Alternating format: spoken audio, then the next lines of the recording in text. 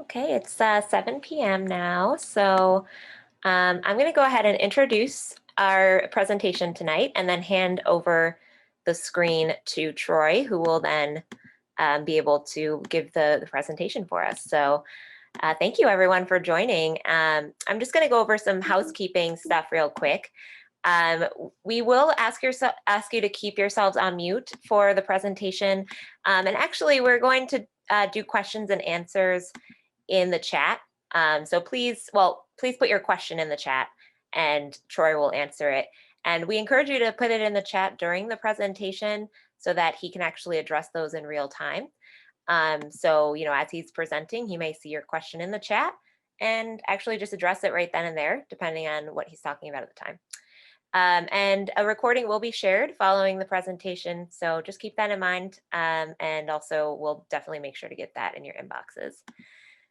I wanted to also share a few context things about the capital campaign. We did just, we're finishing out our capital campaign right now, but this painting work that you will hear about tonight was funded by generous donors to our capital campaign.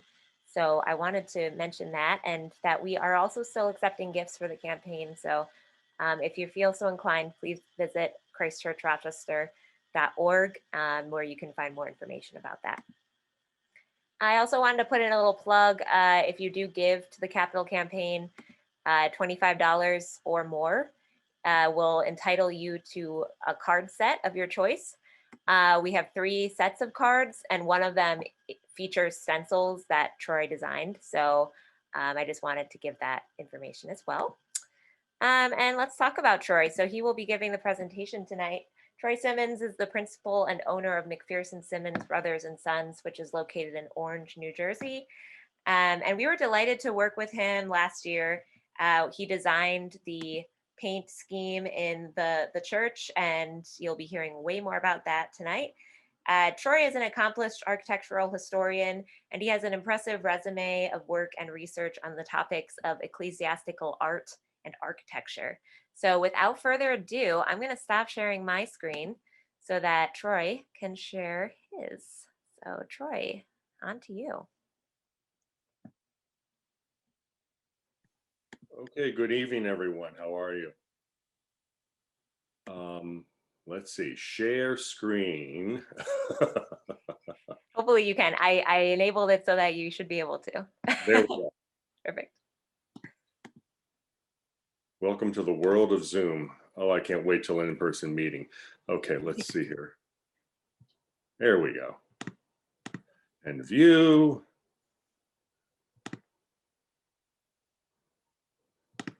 All right, here we are. So welcome. It's a pleasure to do this with you guys this evening. Presentations like this vindicate my otherwise being a font of useless information the rest of the time of the year, as my wife would say. And to dust off books that at the time made no sense to buy, but who knows when one might need a Gorham catalog from 1910. So the art and architecture of Christ Church. This could actually be a whole thesis in and of itself. There's tons of background, although I have to say, parishioners, there's not a lot on your website, so it'd be, might be worth updating some of that. But we were able in my office to find a good bit of information and some fun tangentially connected things to the art, the artists, the architects, and your past ministers. So before we jump right into the art and architecture of the present church, what I'd like to do is give you a 50-cent version or less background leading up to that, because I find it rather fascinating and interesting, how it got to be where it's at. So as many of you probably know, the current church is not the first church. It's not the second church. It's not even the third church. It's really, I'd say, like the third and a half, almost the fourth church. In 1854, the congregation began with a very simple structure that was then immediately too small for the growing congregation in a bustling town of Rochester. as the town grew, the congregation grew. And so in 1869, a larger, more permanent feeling church, a little bit of an English country church feel was constructed. That soon made itself too small. And so in 1887, plans were made to enlarge that church somehow or another, or basically build a new church around it. The parish history of Christ Church is one of those typical right man, right place, right time, right circumstances on many points within the timeline and history of Christ Church Parish. So in 1877, Dr. William Doty, I'll call him Doty, I'm not sure I'm pronouncing that correctly, was called to be the rector of Christ Church Rochester. And you have a really wonderful history written in 1905. It's time for a new history too. The last official history published on your parish was 1905. So a lot's happened since then, but there's these great caricatures of the personalities connected with the history and the founding and the growth of the parish. This gentleman here arrives, and when he arrives, the parish is in turmoil. And what they're in turmoil over is, they've grown seemingly overnight. They're not alone, by the way. Many mainline Protestant Roman Catholic denominations in urban cities are growing by leaps and bounds. They're almost growing bigger than they can keep up with, even psychologically, if you will. Are they going to be, a strict theologically based parish community? Are they going to be a mission community? What are they going to be? And so he arrives, and everyone wanted to know one thing, and this is actually listed in the history: is he high church or low church? And today we have a rather interesting understanding of that, but in 1880, what it meant was something rather serious to the American Episcopal Church and the English, the parent version, the English Anglican Church, because there was a movement that was at its zenith at that point called the Oxford Movement. Now, the Oxford Movement, whether you've heard of it or not, we could go on and on and on and on until finally everyone's vaccinated, COVID has come and passed, and we can then end that lecture in person. There's a lot of history on the Oxford Movement, but it's also extremely fascinating. What it was in a nutshell this: a group of theologians from Oxford University got together and began discussing an idea. And the idea was that the Church of England, at its heart, was still a Roman Catholic church. That because of Henry VIII's actions, which caused a schism and did away with, in a violent way, the Roman Catholic presence in England, Scotland, and Wales, it was an illegitimate, if you will, founding of something that really was at its roots still very much Roman Catholic, and still therefore very much connected to the true apostolic faith. And some of these names we're familiar with, one of them being John Henry Newman. Some of the movers and shakers of the movement, like Newman, would eventually go all the way down the rabbit hole and jump in with both feet and convert to Roman Catholicism. But what they sought to do was reestablish doctrine, theological doctrine, and liturgical practices rooted in theological doctrine, because they felt that things had gone astray. This movement, of course, becomes global. Why? Because in this period, England, let's say, ruled only 25% of the globe. So the Oxford movement went everywhere that there was an English vicar or rector. And in America, it really became something of a bone of contention, because the American Episcopal presence, as with the founding fathers, I won't say it was loose, but it was the Book of Common Prayer, and there you have it. There wasn't a whole lot of theology, or a whole lot of things. And these guys, they went so far as to introduce, as some of you may know, reintroduce or try to, the institution of the seven sacraments, confession. They're the reason why you can go to St. Bartholomew's today on Park Avenue and buy rosaries at the gift shop in an otherwise Episcopalian space. So a man by the name of William Croswell Doane arrives as the first bishop of Albany.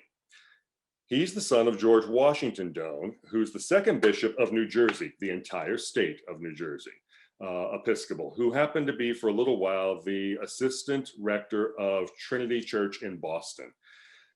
And there was another brother, William's younger brother, who was George Hobart Doane. These guys grew up listening to their father talk of the Oxford movement and correspond with its leaders, including Cardinal Newman in England and what have you. One brother, George Hobart Doane, as you can see there, he jumps in with both feet, converts to Roman Catholicism, and becomes the first rector of the first cathedral for the Diocese of Newark, in Newark, New Jersey. His brother, the first bishop, their father.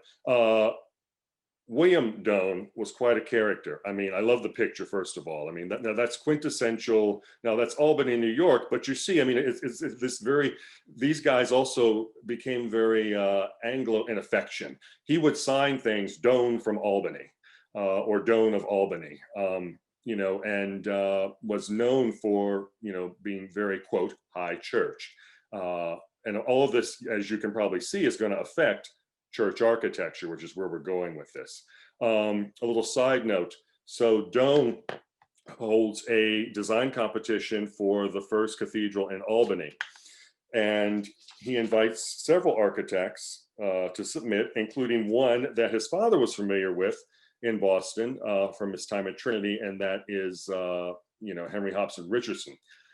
The design guidelines specifically said it was to be English Gothic in nature.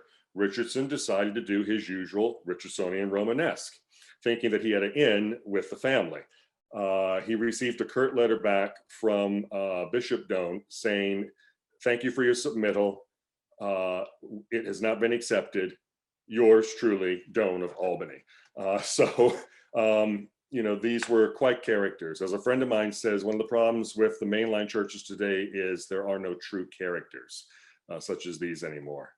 And the Oxford movement in art and architecture, what did it look for? It wasn't looking or hearkening back to St. Paul's Cathedral or even Westminster. They were going back to Tintern Abbey and the ruined abbeys, the abbeys that were an architecture that was sacked and ruined when Henry VIII declared Catholicism, banished from English soil.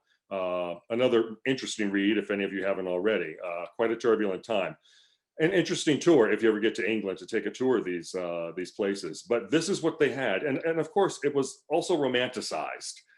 This idea of the forgotten faith, the faith gone astray, and along with it, all that it contributed to Anglo culture in its roots and heritage. I show these because these are examples of what you would find, as far as Gothic in England. Now, Christ Church is often referred to as being reminiscent of French Gothic in nature. I would put to you that perhaps not French Gothic, but more English Gothic, and not just English Gothic, but English Norman Gothic, which is very heavy. It's very masculine. It's massing versus fenestration or decoration, as probably America's two most famous Anglican church architects, Cram and Goodhue. Cram was known for massing. Goodhue was known for fine decorations and laciness. But you can see here even some things that are very familiar. For instance, you look at Rochester, England, Westminster, England. Yes, there's buttresses, but as you see, the architecture is built out into the buttresses. The side galleries are incorporated into it. For all intents and purposes, you could remove a good bit of the buttress and the structure would still stand because you still have these strong exterior walls supporting it. So the architect of the cathedral in Albany ended up being Robert W. Gibson, who won that design competition. And around the same time, off and on for a span of years, would be the architect for Christ Church. He would be hired by the parish to expand and or build a new church utilizing parts of the existing structure. And I show these two pictures. He was, born in England, but became a little bit something of a, what we would call today a society architect. Lots of things in Manhattan, a lot of churches in New York City done by him, including West End Collegiate at the top, which is in a Dutch revival style. And then even the headquarters for the Cartier building, which was actually originally as the Morton Plant Mansion. So this guy had style, and moved in the right circles. These are what he submitted for Albany. And as you can see, very similar to what we see in those precedents in England. And I appreciate this because it really is English Gothic, Norman Gothic, rather than just Victorian Gothic. Often we throw it up as, well, it's just Victorian Gothic and of the period. But these guys really were trying to look back to pre-Henry VIII, if you will, precedents in church architecture.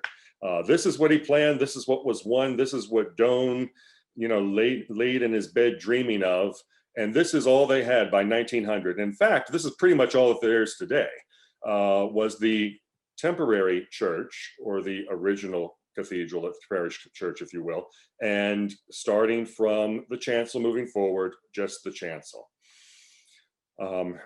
Many, and this is obviously, we all know of cathedral building projects like this across the country. The greatest of ambitions built, building plans for, time and eternity, but yet economics ebb and flow. And the result is, what you see is what you get. Not quite finished.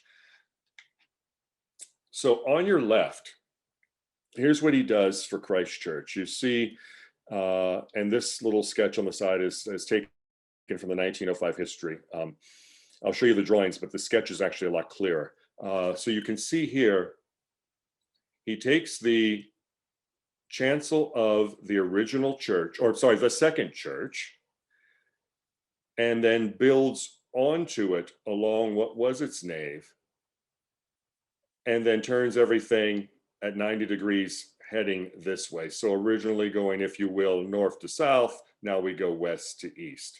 A temporary wall was constructed at this end. In other words, let's go as far as introducing what's going to be the nave and eventually the tower, the Johnson Tower. But let's get this far, and there you have it. You can see here in the dark hatch, that's the proposed new construction added on to the original construction. Very shortly after, this vestibule would change, and we know it. That's where the very large and beautiful Tiffany window in the new transept would be. What was the original chancel would become the Lady Chapel. Guys, interesting enough too.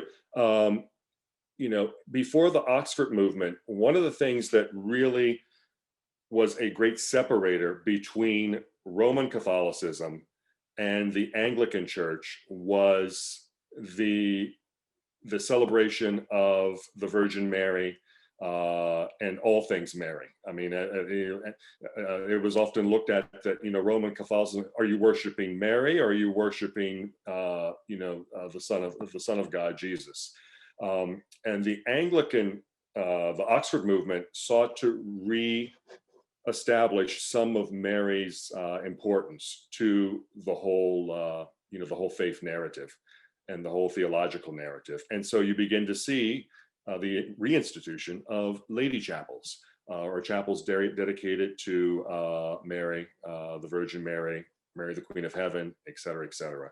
And so this space here quickly becomes the Marian Chapel.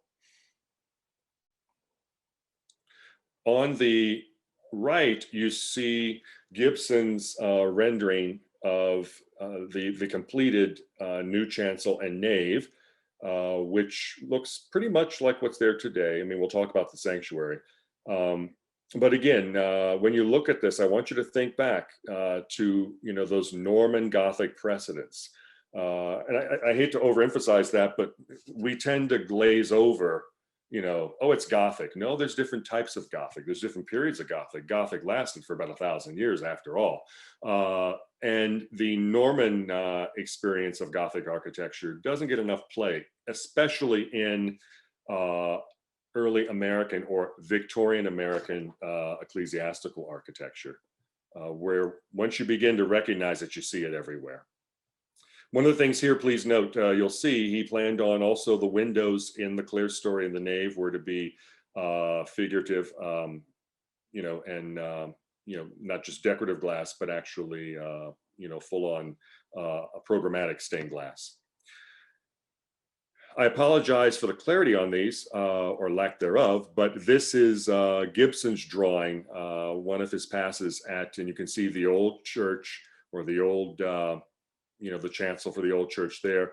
Here we've created the new construction. You've got the chancel, and again, this is the completed. In other words, a very short nave, given the footprint and the site, but there is the floor plan pretty much as it is today, relatively speaking. And here's on the exterior. The church is of a lovely sandstone, which, when it was cleaned, it would have had a lot more, I think, more of a tan rose color to it. The tower, which was finished later, you can see here, the top's cut off by the drawing. But again, think back to what we saw in our English precedents. There's, a very high side gallery built into, at least halfway up into the buttresses, a very high central roof, strong massing. And then on the interior,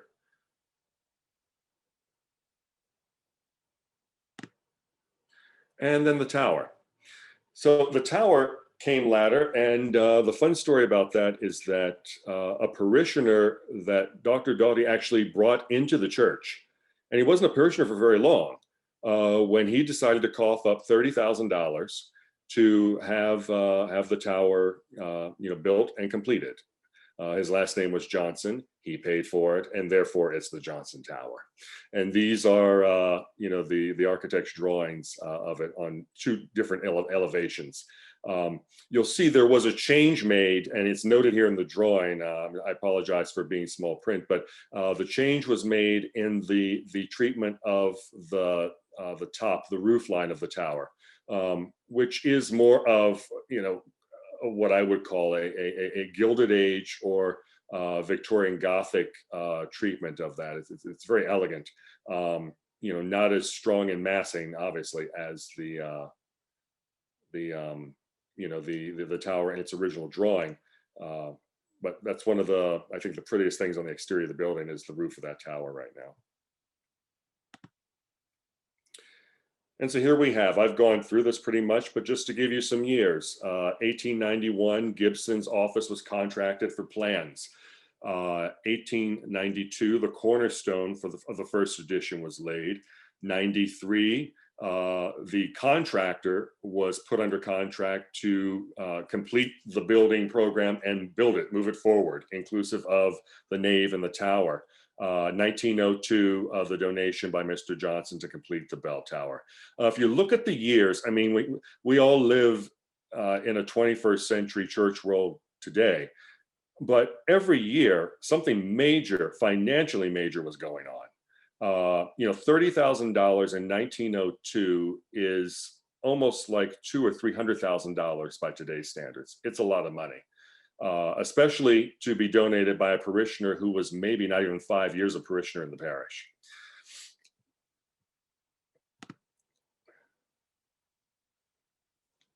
So now I'll begin to talk about the interior. The photograph on the left is as our office found the church, which even in that, when I first saw it, this is rather lovely.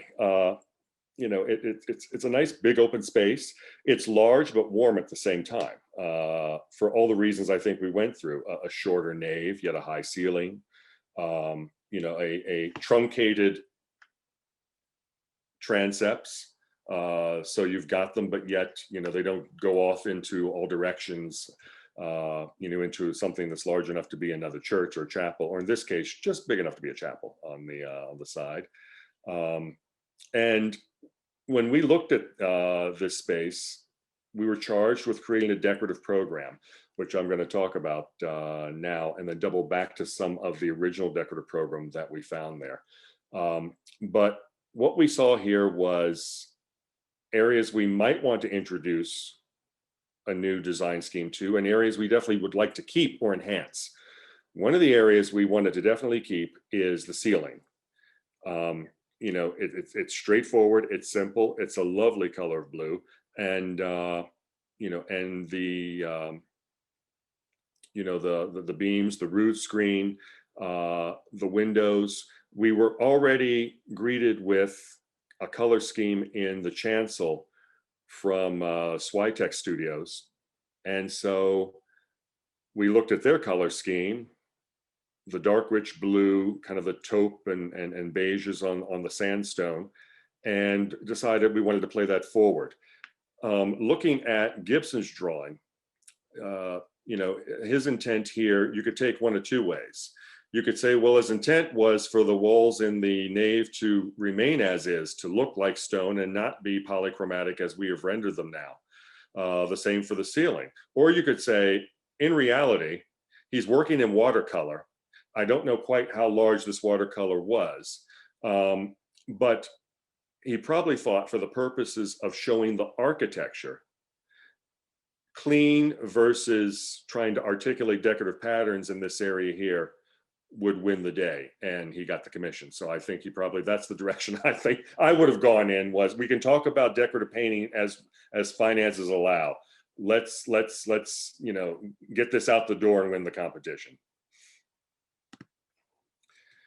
So these are a couple of our renderings, that we presented to your committee.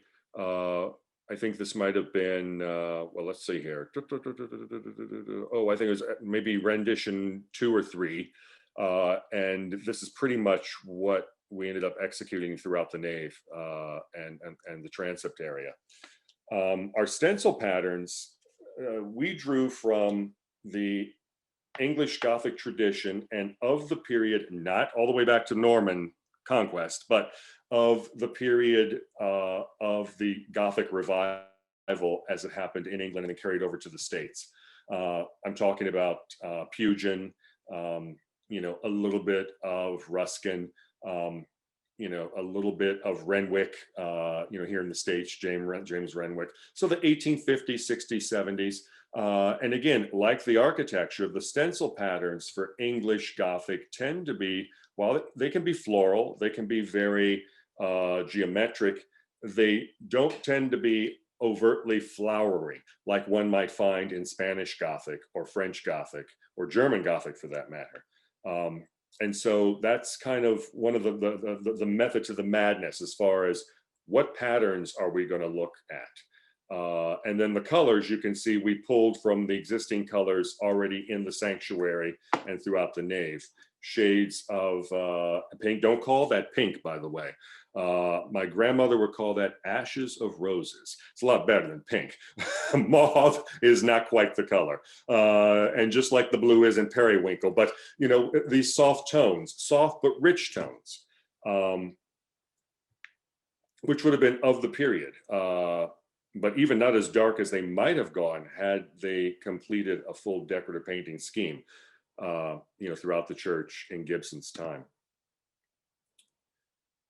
And this, of course, is what you have there. One of the reasons that we also thought to move forward with doing a decorative stencil program on the walls in more than one color is because in the clerestory, or the windows in the upper part of the nave, they're very straightforward, they're very simple. I happen to think they're lovely because they provide a nice, if you will, framework to the stencil patterns on the walls. The stencils do what a decorative program that's lacking in the stained glass would have done. had there been saints and depictions of nature and floral and what have you in the stained glass windows. So that is forgiving and allowed us, I thought, to move forward with an aggressive, articulated stencil throughout the church.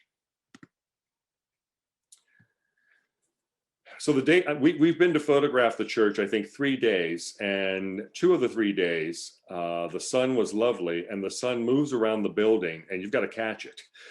Because one thing that I think Christ Church, I love the space, but one thing that we might want to think about doing down the road is enhancing the architectural lighting.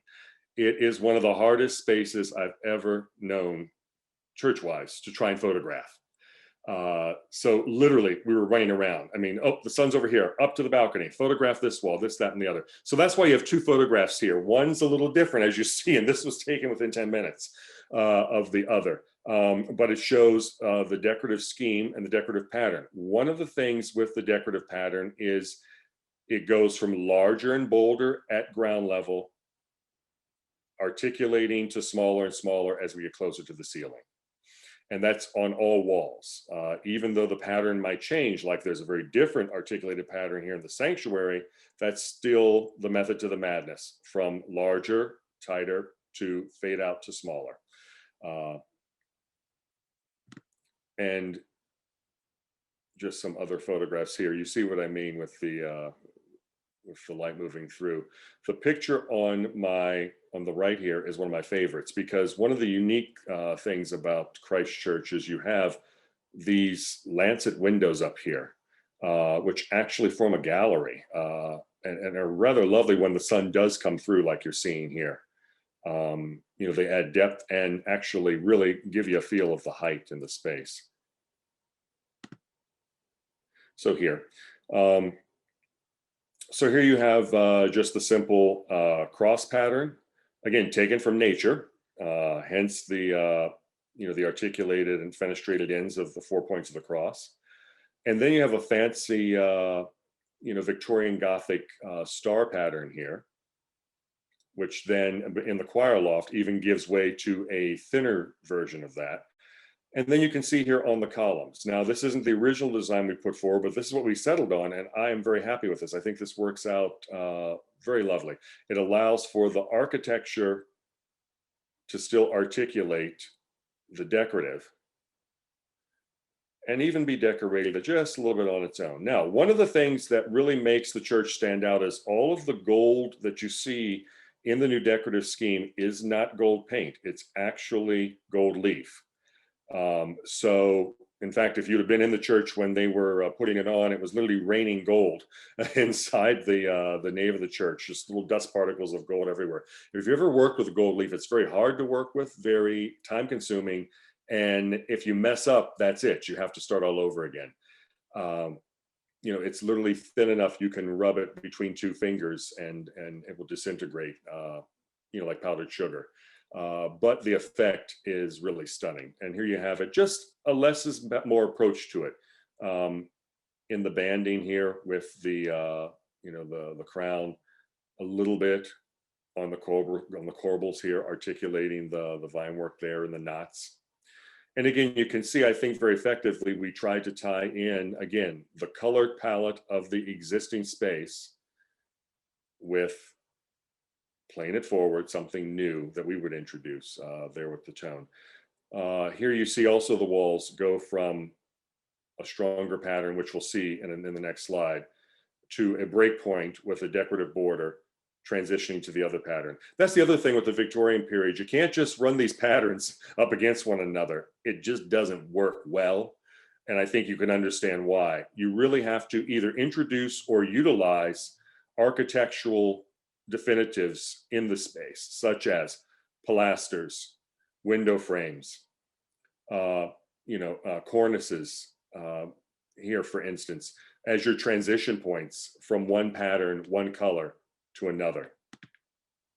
And here you go. You can see how it transitions as we go up the wall. And this is behind the organ case. So you can see the utmost pattern at the ceiling height, just our very simple star pattern. Another thing too, guys, the Victorian period patterns would be geometrical.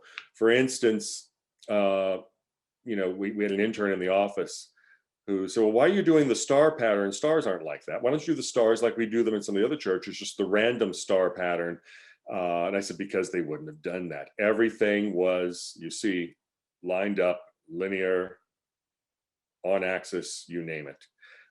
And when you begin to mass those atop one another, all that strong energy of of the rectilinear, the linear, what have you, really work well, and bring the wall to life.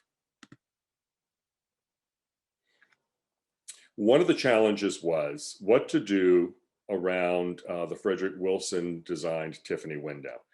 The last thing that window needed was accenting. It's got it all right there. But the last thing it also needed was for us to introduce something that would detract from it having it all right there. So we introduced this very simple pattern with the small shamrocks or cloverleaf, if you will, or quadrifoils, depending on what mood you're in, on the wall there, very small, so almost from a distance to just look like a polka dot, if you will, or a dippled pattern around the window. And then how to create a break between that and the window frame. We did, which you have, I think, on one of the cards, the greeting cards, a very simple, pattern, alternating pattern in gold leaf and the dark blue. We tried to match the dark blue from the ceiling, actually. That's the other thing, is when you introduce new colors to an existing space, one should try to utilize colors that are already there as much as possible. And anything you introduce should be in accord as an accent or a slight variation of. But don't try and gild the lily too much, which I know sounds funny and ludicrous when you look at Victorian Gothic painting, but that's the truth. Then we have this here. The Victorian Gothics would pull from, this is actually a Greco-Roman pattern, as you see there. And, but it actually goes back to Pugin. It's we took it from one of Pugin's pattern books. And it was one of those, in case you don't have an architectural breakpoint, here's an idea for stenciling one. We had one, but the expanse of this wall, I thought we should actually make it a little more prominent rather than just the cornice right here. And I think it works rather well there. The basket weave pattern at the bottom, which I know many parishioners love, we love it too. However, you should have been there when we were trying to get it on the wall, because when you're trying to deal with, there's no random in that pattern, and trying to make each one of these layout great. The head stenciler and painter for Switek, who happens to be Brett's sister, is fabulous. And she has the patience of Job, and she worked it all out. We had to tweak a couple of areas, but she got it right, as you see. And when she was done, she told me, if we work with you guys again, do me one favor, don't ever, ever do a pattern like that again on a wall. We purposely wanted to remain simple, if you will, in the nave and in the transepts, so that we could go all out in the sanctuary. Several renderings by several ecclesiastical designers have been put forth over 100 years for the chancel and the sanctuary. You guys might be familiar with some of them.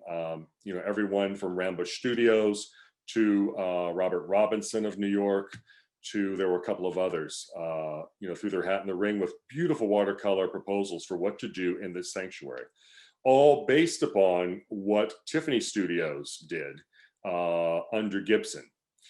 The Tiffany Studios, decorative scheme, though mostly completed, is not in its entirety. In the sanctuary, you see this beautiful canstone with inlaid mosaic at the institution of the Lord's Supper, not the Last Supper. That's a whole other theological thing too. And the high altar here. This is all by Tiffany Studios. Tiffany Studios, we think of today as the little blue box that everybody's wife wants to see under the Christmas tree. Tiffany Studios in the 1890s was anything and all things decorative. If it could be done, they did it, and they did it in-house, if you can believe it, or they had subcontractors who would fabricate for you. You could have Tiffany Studios decorate your entire house and outfit it. And so one of the big departments at Tiffany and Company, Tiffany Studios, was the ecclesiastical arts. I always liked that a lot better than liturgical design. Ecclesiastical arts department, and they had fresh from Europe their choice of immigrant artisans, carvers, metalworkers, cloisonné mosaic fabricators, you name it. And they weren't alone. Gorham Studios, you have a healthy representation of Gorham decorative artware in the church as well. A big competitor for Tiffany, as well as there were a couple of others. Carter and Howe, a lesser known one in Newark, New Jersey. But these that would later become either strictly jewelry, china, glassware. Most of these places started out as all things decorative for the home, the office, and the worship space. And it was big business, because think of this, in 1890, I mean, how many churches saw their zenith of construction, or parishes rather, saw their zenith of construction around the East Coast in that time period? So Tiffany Studios won the commission for the reredos, the high altar, which we'll go back to talk about. Many of you might not know, they also fabricated the sanctuary floor as well. These mosaics that are in the floor, the Lamb of God up here on the the dais for the reredos, as well as this lovely pattern down here within the chancel itself proper. I've just put this up as a point of reference so one could see where we're talking about. They did, of course, the windows. Now, one thing I'm not going to do is I'm not going to talk a whole lot, if at all, if you can believe it, about the windows. The windows are well documented, and we have a good history of those. What I'm going to try and do is march you guys through as quickly as possible. I think, I better hurry up. Some of the lesser known architectural appointments in the church and their origin. So to the left here, you see this is what Tiffany Studios drew and what was accepted design-wise for the high altar and reredos. What we have here is what is existing, and that's what finances allowed. So Switek Studios actually painted this up here. That's not carving, but actually decorative paint to carry up the idea of what Tiffany Studios had originally intended there in the reredos, going as tall as this point within the sanctuary.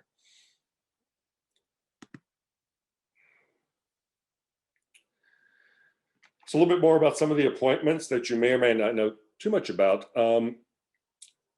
I would ask you to show hands, but we're on Zoom. How many of you, just think about this, look at this and think this is marble? Very pretty, but you'd be incorrect. This is actually limestone, and it's called Tennessee stone, pink Tennessee stone. Between, I'd say, the Civil War and World War II, Tennessee stone was all the rage in construction and building across the United States. I mean, you name it, if it called for stone, it was Tennessee stone. For high-end decorative appointments such as this, but if you go into older buildings built between the wars, you'll often find this as the bathroom stalls in some of the toilets, or the floors, the door saddles or stoops. The reason being is it's the hardest limestone in the northern hemisphere, which means it's practically waterproof, but also it is easy to carve, has this beautiful pink luster, and when you look closely, it's full of fossils. So this is Tennessee stone. Like many great stones in construction today, sadly, Tennessee pink, it's like the black market trying to find that. The quarry, the end of the quarry where this stone and its color came from is tapped out. So to try and do repairs on pieces like this, I mean, we have a heck of a time. We actually have to go to old stone yards, old craftsmen who are retired, see if they've got an in or a source for Tennessee stone. But this is actually one of the finest carvings of it I've seen in an ecclesiastical setting. The chandeliers are Rambush Studios. And these are much later than Gibson's time, you know, in a stronger Gothic. And I dare say now these are more of a French Gothic style, but they fit very well. The floor, by the way, the tile floor, both in the nave and the Tiffany floor in the chancel were also part of the $30,000 donation by Mr. Johnson. So he donated the tower and the floor. I can just see in his mind, just, you know, here, what do you need to have this place complete? Here's a check. Oh, that someone would do that today. Now, Tiffany's competitor had a hand in some of your interior appointments as well. The wonderful bronze angel, as well as this plaque, are by the Gorham Studios of New York. Again, most of us know of Gorham as our grandmother's china or silver trays, the things you hate to see come out once a year because they're a real pain to deal with. But in this time period, Gorham did ecclesiastical. In fact, they had a whole building dedicated just to the ecclesiastical arts. You name it, they could make it for you. And the Gorham family were strong supporters of the Episcopalian denomination in America. So they became one of the favorites in Episcopalian circles. This angel here, we were lucky enough, this is the catalog image from the Gorham catalog from 1910 for the same angel. It's a little small, so I'll tell you, the price is $700. Now, before you go, what? Well, $700 in 1910 works out to be about $20,000 to $25,000 today. But what you can continue to ooh and ah about is the quality of craftsmanship that was readily available via catalog for these types of pieces during the turn of the last century. It should be noted, I haven't seen the mark on these, and maybe somebody can tell me, but your parish history says that these were, your altar cross and candles are also Tiffany Studios. They're either Tiffany or Gorham. Either way, they're stunning and they're rare. And the stones you see in here are not glass, those are actually semi-precious stones. So make sure the door is locked. And make sure the alarm camera stays glued to the sacristy and the chancel when you have these out. Because these are really hard to find today. A lot of parishes throughout the country, when times got tough, these were some of the first things to be sold. You know, or in some areas, the first things to walk out the door, you know, on their own. You can also see the mosaic behind. What is the mosaic made of? Yes, small pieces of glass tessera, but also there's a large amount of mother of pearl, and then laminated gold leaf, silver leaf, and semi-precious stones in the mosaic as well. This is actually one of my favorite areas in the space. It really kind of shows off all the decorative patterns in one. You know, the platform for the baptismal font, you know, what I call the Johnson tile floor.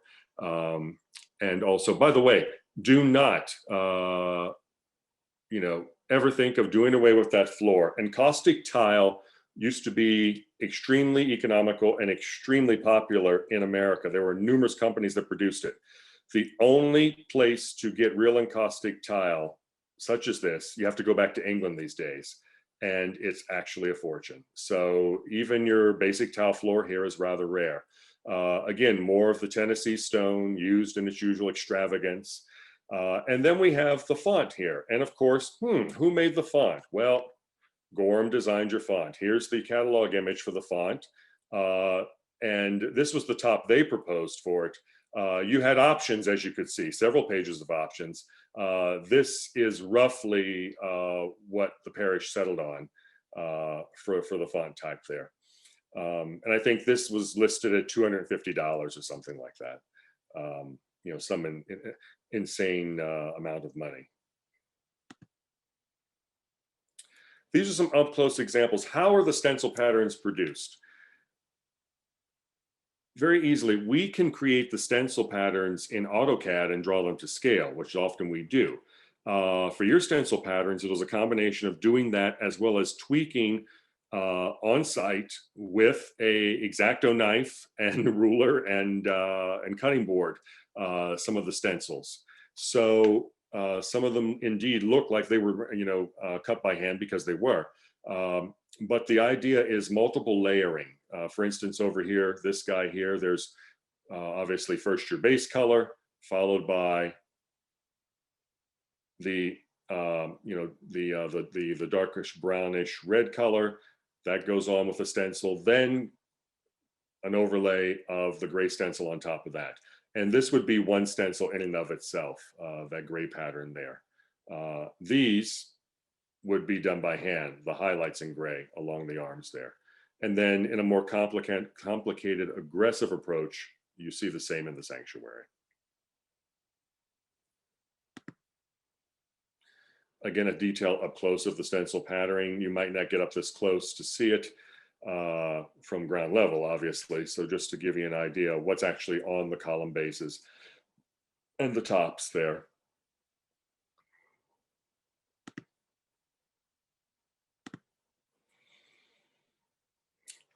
And that's where we are at. So Wow, thank you, Troy. I That had was amazing. Thank you so you. much. I had full screen, so I couldn't see any questions. Let me Yeah, we had a few. I'll start reading them to you. okay. So someone wanted to know, what is your best or favorite book on the Oxford movement? I don't have one. And here's why. If you're looking for a recommendation, the best place to start for the Oxford movement is to go to Encyclopedia Britannica online, or I'm usually skeptical of Wikipedia, but do some online research first and then go towards the first sources.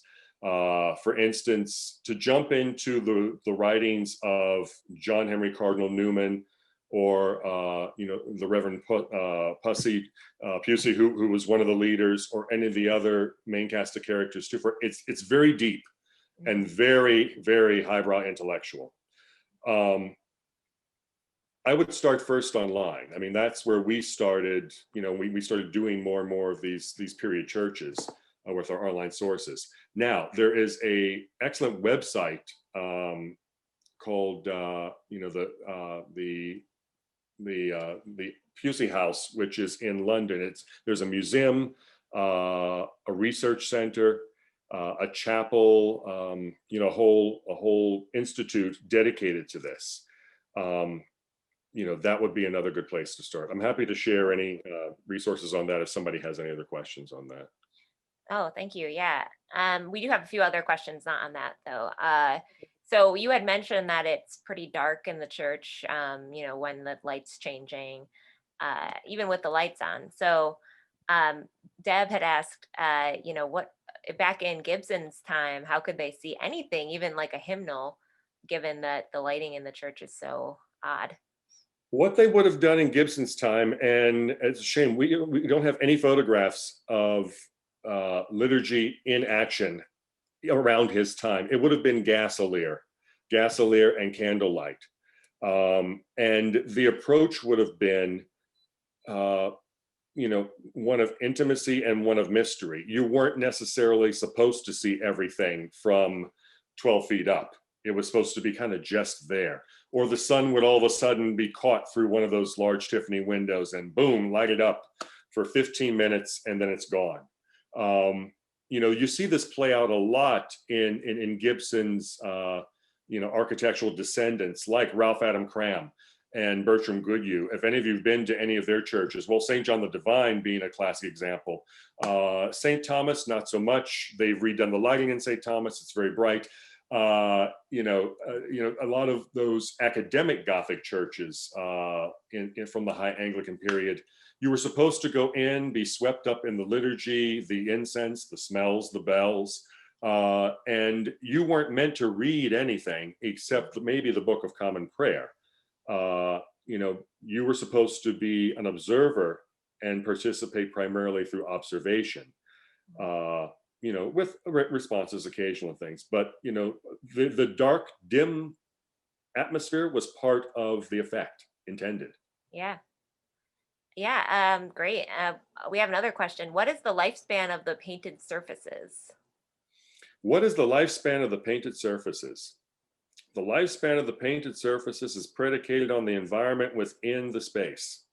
So, does central air conditioning help to expand the lifespan of the painted surfaces? Absolutely. What wears on the painted surfaces or any of the surfaces inside any old space is the constant up and down of temperature, Mm. going from 90 sometimes to almost 100 sometimes in the summertime, down to the mid 30s in the middle of October and November, when no one's in the church and the heat is turned off. Remember, one of the things that would have been continuous in Gibson's time is the boilers would have been stoked all winter long, kept on a bare minimum but still warm throughout the week, and then fired up during services, but never fully turned off. We tend to, in our large spaces, for economical reasons, the climate controls all over the parking lot. It's up, it's down, it's off, it's on, and that really takes a beating on the spaces. I mean, when you go into a museum, you'll often see strategically placed these climate control readers. They're there for a reason, because that affects it can accelerate, more to the question, the point of the question, the deterioration of the spaces. But this, it depends. The beauty of using the gold leaf will never deteriorate, and it won't fade, and it also will probably not tarnish. A good gold leafing job will last, more than a couple lifetimes. The decorative painting you see here, if it's, maintained, and again, the temperature is regulated, the space is maintained and taken care of, no water infiltration is allowed. There's churches where 100 years later, most of the decorative painting scheme is still there. Mm. To see it faded out like one would see in, an antique or historic church 400 or 500 years old in England, that's 400 or 500 years getting to that point. Yeah, that's amazing. And also kind of why we phrased or thought this was such a great opportunity to repaint this church, not just for us today, but for, the next couple hundred years, let's hope. And the idea is you do it right, and now you're done. It's somebody else's problem. Precisely. I wasn't going to say it that way, but Right. we do have one more question, if you don't mind taking it. Sure. Why do you think the architect changed the orientation of the nave rather than build on what is now the side chapel?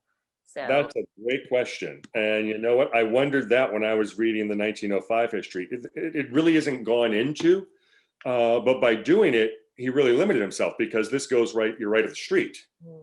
So I'm not sure if it was because, my educated guess would be because there were further plans of expanding the campus, for the buildings that currently came to be around, on the rest of the property. Another reason might be because it allowed them to keep the old nave of the old church and incorporate it as a chapel transept area into the new construction, without having to utilize it in its entirety, building up on it, which they'd already done. They'd expanded this once already, but it allowed it to become a nice space with its own integrity, integrated into the newer space, I think. So I don't know. It's interesting, but I will tell you this: the truncated, shorter footprint of the nave I find rather appealing. And I'm sure that your vestry and your parishioners are so glad that nave isn't twice as long as it could have been. Yeah, no, I had never thought of that, but I agree that it has an intimate feeling because of that factor. So yeah, well, thank you so much, Troy. The chat is buzzing with how amazing this presentation was, and I completely agree. We're really, really fortunate that you gave this for us. And You know, when you said $30,000 from Johnson, I also am hopeful that someone will appear and be our modern day Johnson. I Um, have no problem giving this chat another time to somebody who will write a check for you guys. yeah, yeah. Well, thank you. We appreciate that too. But in the meantime, we will be sharing this presentation, the recording of it, following this event. But I think for now we are all done. So thank you again, and thank you everyone for attending. You're welcome. Just real quick, and I would leave you with this. Oh, sure. Along with, since there does seem to be some interest in discovering the Oxford movement, Mhm. do read up. There is a good bit written on the Doan family. This cast of characters were to ecclesiastical America in their time what the Kennedys and the Roosevelts were to political scenes in our time and times past. And they really were characters. It's some of the things are hilarious that you read about them. And it's no reason that they got done what they got done. But they connect directly to the Oxford movement. Check them out. Awesome. Thank you so much. Yeah, so with that, I will say goodnight to everyone, and please do stay in touch with us. Thank you. Have a good night.